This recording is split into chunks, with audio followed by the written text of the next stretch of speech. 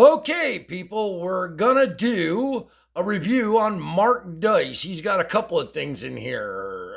Kamala, Michelle Obama, Big Mike. Uh, what's his Brian Stelter, whatever his name is, over on CNN. The dipshit from the media about Elon. It's got a lot here. I am going to pause in between on some things. Yeah, so let's get started. Give Mark Dice some love, too. Last several weeks, not having to be subjected to Kamala's cackling or just even hear from her at all, or from the Operation Mockingbird assets and the mainstream media repeating her endless lies about Donald Trump 24/7.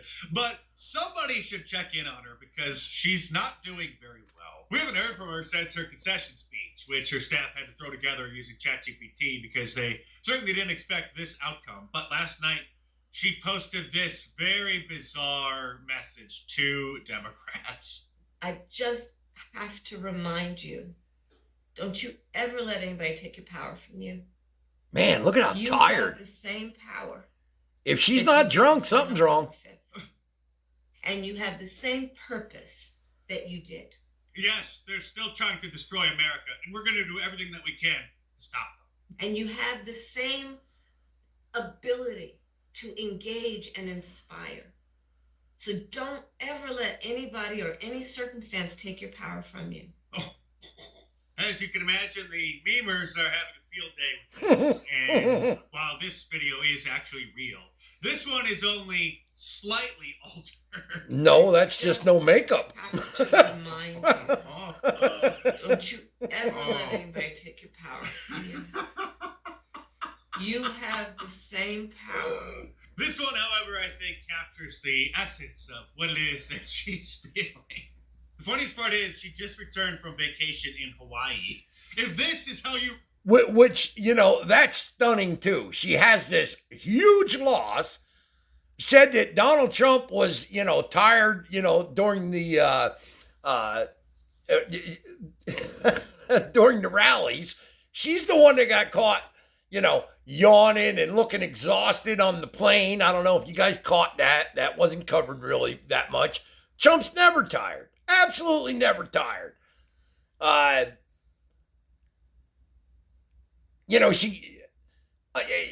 This is just crazy. I cannot believe people still follow these lunatics. Return from vacation, then you need another vacation. Here's Karine Jean-Pierre being asked about why both her and old Joe were just MIA for the last few weeks. Yeah. Hawaii, who the hell's running the country? The vice president has taken time off to go spend time with her family. I don't think there's anything wrong with that. No, it's absolutely fantastic. The longer the better, sir. Why are you complaining about this? Brillo ahead. Because there's plenty more to come in this video, but real quick, speaking of vacations, Thanksgiving is obviously tomorrow. Christmas. All right, we'll pause on that. Give him some free advertising on my huge amount of subscribers. Yeah, hey, folks, definitely let comments. I need some feedback. I'm getting views on a lot of these videos, but I'm not getting much in the lines of comments. I mean, I'm getting some, but, I'd like some comments on how things are going. This is great. I think everybody needs to start getting involved here. Dive in. Trump ain't going to be able to do this on his own. We got to start as citizens, voters, however you want to put it. We need to step up our game. We can't just vote. We got to get behind this action, or we're going to end up in the same mess that we were in the last 4 years, in the years prior, for that matter. I mean, think about it. The first 4 years with Trump, that was miserable, constantly Russia, everything. And nothing ever came about that. I'm not hearing anybody hardly talk about all the votes that are missing from the last election, because I'm sorry. I mean, I don't know what the hell happened. I'm not, in it to investigate it, but you're never going to convince me that Joe Biden got that many votes last time. Never going to get me to believe that. So let's go on here. I guess Clinton, oh, by the way, I'm not suicidal. Oh my God. So here we go. Hillary Clinton finally came out of hiding after her loss in 2016, but still couldn't stop from crying. The alternate nostril breathing, which I highly recommend. Try to calm Now, this is a while down, ago, people. And, my share of Chardonnay. She ain't looking that good now, man. She's looking rough. Well, lucky for Kamala Harris, Michelle Obama has a new workbook coming out next week that can help liberals cope with the stress of this. Now, this is the one, and I think Mark does a great job with most things, but I'm telling you, man, he missed the mark on this one. Michelle, you gotta, I posted already a short on this. Man, she comes out and the whole thing is an act trying to sell that book. What he's going to show us is good, but he missed all the stuff in the beginning, man. That's, wow. She comes out and acts like she never knew the box was there. I mean, total act. An act to sell a book. I mean, holy shit. Difficult time.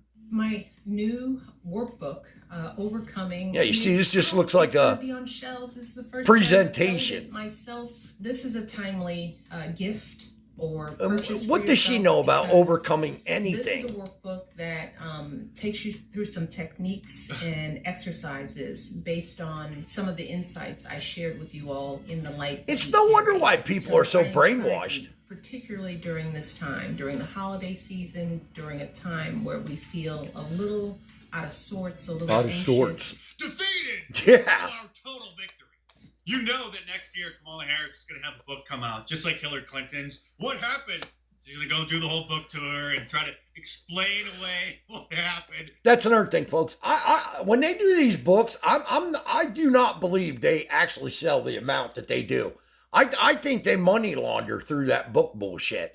Somebody probably buys them books and burns them, or the books were never even really made, I mean, they put out, a couple thousand and say that it was,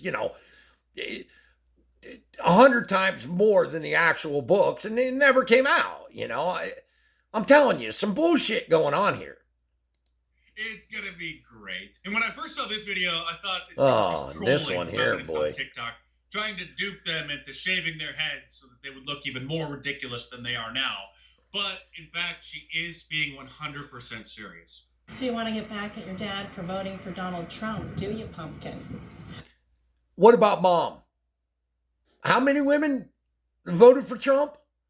You dumbass. I have a great idea. Show up to Thanksgiving with the shaved head. I don't think she's ever had a good idea. Ooh, that would light his up, wouldn't it, babe? Man, I'd love to smack her. Other options would include getting a tattoo on your face or your neck or even your hands, maybe. Ooh, or a facial piercing. That'll really set him off. I love doing like that so much. I even want to help you on your dad mad journey, cutie. If you're in my area between now and the 1st of the year and you would like to shave your head before you go home for the holidays, I'll do it for you for free. Comment, shave my head below, and I'll send you a form to get signed up for that special dad mad event. I should go on and tell her to shave my She balls. is a hairstylist in, I believe, Omaha, Nebraska, and obviously Joy Reid took her up on the offer. And if you think that she's unhinged on MSNBC, Yeah, she looked a lot better with that hairdo that she had that was like Trump's. Oh, I still love that one. here she is making a TikTok or an Instagram reel, whispering into her phone about how Democrats don't feel safe around us anymore. People are rightfully alarmed. They have a reason to be alarmed. Yeah, because they generated the fear. They're afraid of the boogeyman. And if you would vote for that, For Donald Trump, yes, we did. people may not feel so confident that they're safe with you. This is not crazy. This is legitimate feelings of fear. Oh, no, of it's you, crazy. And a feeling that you might not be someone they could trust. Ask Rob If this Reiner. thing goes way south. Autocracies go south real fast. And Autocracies. They're I love this. They bitch about this democracy What do you pledge the flag? A republic, not a democracy. We're first and foremost a constitutional republic. And if it even was a democracy, Kamala Harris wouldn't have been the candidate, because in a democracy, the main objective of it is majority rules, not the chosen few to pick who's going to run. I don't understand why this shit is not pointed out more. Every once in a while you hear, I'm sure Dice had said it, but, other ones say it, but nobody drills on it. Things get ugly and people get asked to do things and turn people in. You turn the criminals in and need to be deported? I can't wait. And point people out and turn on them. And laugh at them. Yes, we do. Here's the co-founder of a website. Oh, wait till you hear this, Axios, sweetheart. Which is a favorite amongst the elitists on MSNBC who think that he somehow revolutionized the news business by starting a website in 2016. They are dying. Everything we do is under fire. Yeah, you're dead. Yes. Elon Musk sits on Twitter every day, or X today, saying like, we are the media. You are the media. I am. And guys, I don't know. I'm not into this technology. I am not, but I'm sick of running and hiding from it. And I actually signed up to X quite a while ago when Tucker went on there, because I knew Tucker was going to be way better when he got out of Fox. I knew it. Now, I'm not 100% Tucker, but, he goes where other ones don't go. And so now I'm telling you, I'm big time active in X since the election. And I'm telling you, there is a lot of information on there. Don't necessarily like it's clumsy getting around. It seems like a clusterfuck, to tell you the truth. Hard to get used to how it works, but I'm telling you, it's worth getting on there. There is a lot of bullshit and a lot of, fake stuff, but, if you use your common sense and look around, know who you can trust, I'm telling you, man, it's a good spot. It really is. My message to Elon Musk is, bullshit. You're not the media. He's about ready to cry. Me having almost 2 million subscribers and being a best-selling author and having a bachelor's degree in communication from California State University, by the way, doesn't make me the media. You having a blue check mark, a Twitter handle, means a lot more than what you got. Cleverness doesn't make you a reporter. Cleverness. Any more than me looking at your head and seeing that you have a brain and telling you have an awesome set of tools makes me a damn neurosurgeon. Actually, Anderson. Elon has to concentrate to talk to people like him, and me included, to dumb down to be able to talk to us. I'm telling you, this dude's smart, big time. Cooper sitting and reading teleprompter scripts every night that other people wrote, well, getting paid $50,000 per show. That's how much these people get paid, by the way. He's getting paid $12 million a year. It's $1 million a month, working 5 days a week. That's literally $1 million a month, $50,000 every single day these people get paid. God. That's how much their soul costs. That's a lot of money, but I'm sorry. My soul is priceless. I don't know. You're getting pretty close for me. They are actors. And that's why they get paid so much money, because your average American would never sit down in a chair and spew such nonsense to millions of people. Oh, I guess they don't have audiences of millions of people. A few 100,000 people every single night. Normal Americans work for a living.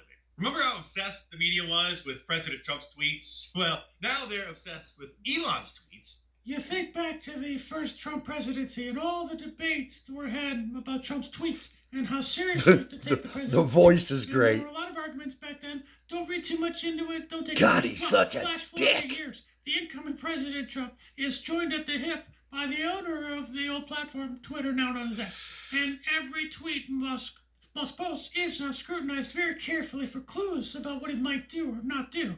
So I think it ends the argument about how important these social media platforms are. Nobody ever doubted how important social media platforms are. They've completely revolutionized the communications industry. You moron! So much so that a guy on a laptop with a YouTube channel is rivaling MSNBC and CNN. Post-election, MSNBC's average viewership was only about... How can they afford to pay this kind of money to these people and their viewership is so far down? I mean, I know they get paid for the ads, but who would pay for the ads when you could go to a different platform and get way more eyes on your ad than corporate despicable media that we have on? I have not watched it in years, and I used to watch a lot of news, and I'm telling you, mine's all the internet, YouTube, people like